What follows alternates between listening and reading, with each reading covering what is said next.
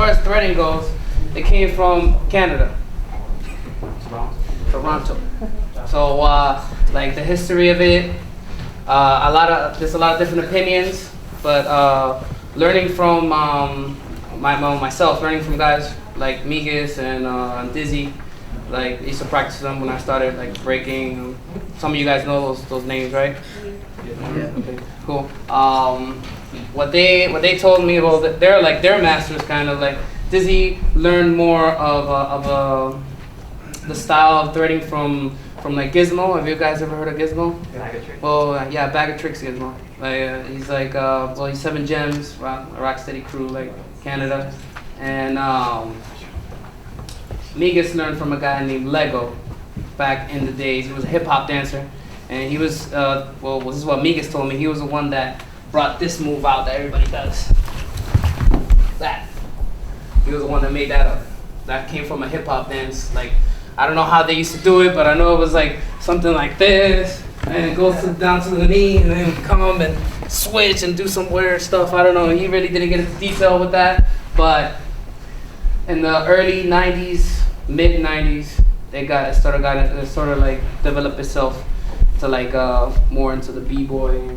So what Dizzy told me, he practices a formula called thread burns, which is threads in sequence of 3, and the way it works, it helps out to develop your style. Because I know a lot of people here are gonna like teach their own style to you guys. Well, I'm not gonna teach my style. I'm gonna teach you a formula where you can develop your own style with your whatever you have, 6-step, 4-step, 5-step, whatever you like.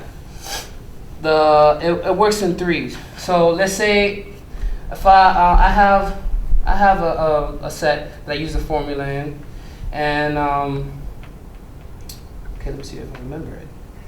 Okay. Nah, well, this is how it works. Check it out.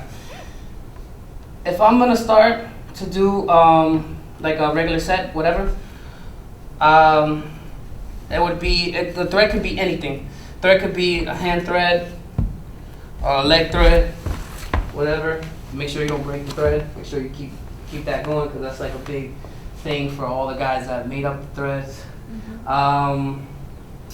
But everything has to go on 3. It's called like thread burning. That's what he calls it, thread burning. So it will be sequence of 3 threads. So let's say start here. This is one of my threads. So let's go here, here. That's 1. This is 2. That's 3. So it's like, it doesn't matter how you thread, as long as if it goes 1, 2, 3 to a freeze. Once you freeze, you can either like continue it. Swinging the right leg. Swing the right leg slowly. Now when you do this part, try to lean on your right hand as much as possible. That way you can get your leg to go under you. You know, you want this side to be on the floor. To be on the floor, just like this. Once you swing that over, your right knee's still on the floor. Then you're facing over here. But you're gonna continue with that motion. Go all the way over, swing it again, and hook. The reason that I say stay low is it'll just be easier for you guys, and you guys will have more balance, like instead of being like this. Because if you're like this, once you swing out, you're gonna fall. So if you stay here and you swing this leg out, then the other leg comes around.